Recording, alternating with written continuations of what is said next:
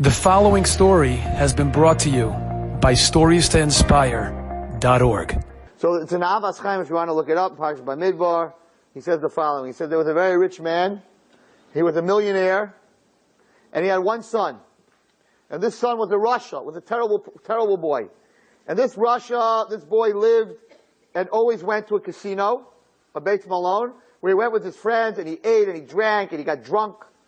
And he used to pay, because his father was a millionaire, so he used to pay his friends, drinks on me, cards on me, food on me, I got everything comped, everything's on me, and he used to waste all his father's money.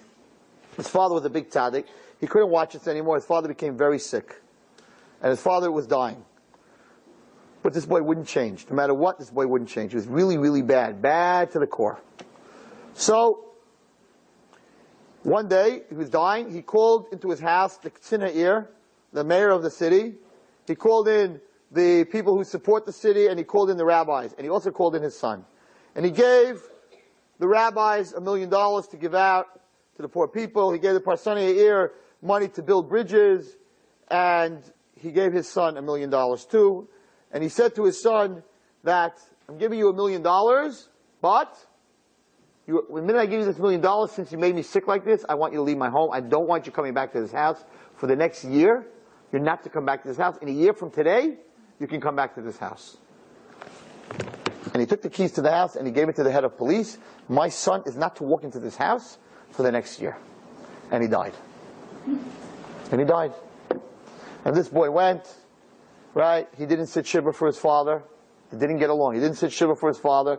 He didn't go to the funeral of his father. His father died. He took his $1 million. He went to the casino. And he played for half a year. He lost the whole $1 million.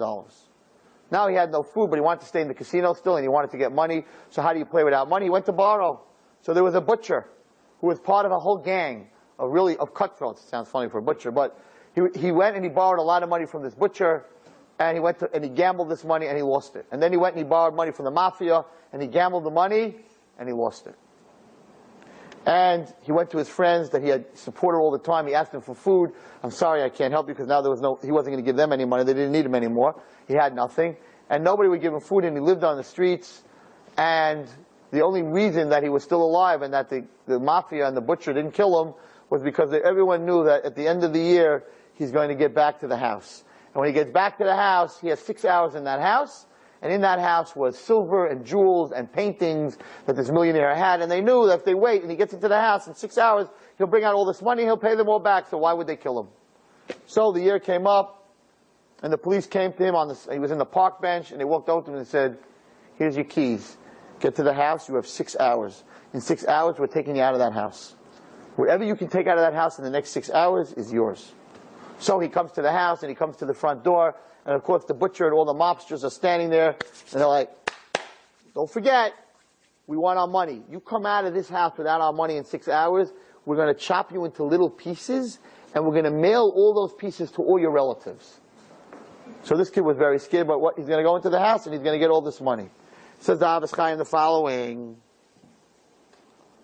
So, he comes into the house, he opens the door to the garden, and he sees Hagan, it's a churban. Everything's broken. Everything's all over the place. He says, Ay vey, look what happened to my father's palace. He opens the second door to the house. Va'abayis reik legamri. There's nothing in the house. Just mice. That's it. There's mice running around the house. No paintings, no silver, no furniture, no carpets. Nothing. Amar b'libo, he says in his heart, Yikonas b'cheda hasheni. I'm going to go upstairs to my father's book room, to his den, and I knew that he had bought svarim, Jewish books that were very expensive. I'll sell his books. So he goes up, and he opens up the door, and all that's in the room is a broken down table. And on that table is a michtav, is a letter from his father. I have to read you this letter. And this is what the letter says. Yadati b'ni yadati. Now this father wrote this a year before when he died. I know, my son, I know. Shetavai b'yayim kazeh, that you have come here today, shemechakim ayan adelas b'chutz, that there's a bunch of people waiting at the front door. That if you don't pay them, they're going to kill you in a very weird way. His father wrote a year before. And therefore, Atsasi, my advice to you is, go upstairs to the attic. Sham muchan kardon. I prepared for you in the attic a gallows. Im kisei, with a chair.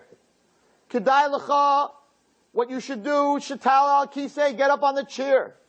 Tachnis savacha tachas hachevel, put your neck into the noose. Titchlai kakisei, kick away the chair, v'tishar talui, and remain hanging. And that way you'll die. Shama l'pachas tamas b'tzina. At least in the attic you'll die quietly and privately. Techacheder in the room. V'loi samas l'gzarim b'misa meshuna. And at least you won't have to die and be cut into little pieces in a very weird death. Takasidei akzar ma'ela, under the hands of the people that are waiting for you downstairs. Father wrote this a year before this happened. When the boy read this letter from his father, he realized his father was right. Hichlit bedata, he thought about it, and he decided lamus to die, bitzina, quietly and privately, and not to be killed in public. He went up to the attic, and he saw the gallows, the string that was hanging, muchan, prepared, and on the chair there was another letter. And he's thinking in his heart, okay, Dad pulled this off, and this letter is going to tell me where all the money is. You know, he didn't really want me to hang myself. He opened up the letter, and on the letter was written, Seder Havidui, the thing that a person says when he admits all his sins in front of God before he dies. The full length, Hashamnu, Bagadnu, Gazalnu, I sinned, I stole, Hevinu, all the Averis that he did. That all these years his father told him what to do and he didn't listen to him. The tears flow down his face like water. But Omar, and he said, Hashamnu Maganu, I have sinned, I have sinned. And in the end he said, Yehi Ratzain, should be the will of God, Shemisasai Tia Kaparasai, that my death should be my forgiveness. Akol Avera Sha'asa, on all the sins that I did. My father should forgive me a full forgiveness. And God should forgive me a full forgiveness. Hichnas Tavarai, he stuck his neck, bechevel, in the noose, besimcha gedola, with great happiness. Dochav es hakisei, he kicked away the chair. Pisaim, nafla hatigra olav, and there his neck was broken and he died. No. That's not what happened. Pisaim, I want to see a reaction. I don't know what's going on over here. Pisaim, nafla hatigra olav. When he swung on the beam, the whole beam came down. The string, the beam, and him all fell to the ground. And he was alive. Because the beam was sawed off by his father that it wouldn't be stick there and it would come down. And a letter floated down from the beam. Hayakasav Sham, and the following was written there. B'ni Hayakar, my lovely, beloved son. Kevan shekibalta hamaves besimcha. The only way you could read this letter is if you had accepted to die with happiness. I am sure that if you're reading this letter, you feel bad for everything that you have done. And therefore, I commanded you to do tshuva, that you should live, and you shouldn't die in this world or in the next world. Because God doesn't want death. You should know, my son, Shabagina, go down to the garden, Bekeren Zavas, in the corner.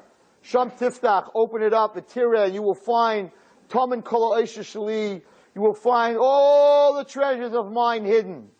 Mizet Shalem Kol Achayvetz V'Tzasashe, pay back those people, and now you are rich. Tikach La'isha, get married. V'Takeres Avicha, and recognize your father. V'Telech Bo'esei Aderech, follow in my way. Shri Isa Beinecha, that you saw. Echayisim is hiding in my Kadosh Baruch Hu, how you should you should treat God, and how you should treat other people. This young boy became like a new creation. He ran to the garden. He found everything that was written in the letter. And he understood how wise his father was. That he didn't let him die. He realized who his real friends are. Sometimes you have to have that noose around your neck to know who your real friends are. And which way he should go. He did Teshuvah for the good. And he became like his father. And everybody in town did not understand. What happened to him? He came from one end and he came to the other end. And he became one of the most important people in that city. Don't wait until the noose is around your neck to understand that HaKadosh Baruch Hu in Shemayim, and that our parents, they are the wise ones, and that our Rebbes and our teachers, they are the wise ones, and that the Torah is the wise one. Don't wait till the last second of life, when a person's life is leaving this world, to find out that everything you've learned and everything you've been told from the Torah that is right is really right. Because not always does the beam fall to the floor. Do Teshuvah now. Don't wait till it's too late. Enjoyed this story? Come again. Bring a friend. StoriesToInspire.org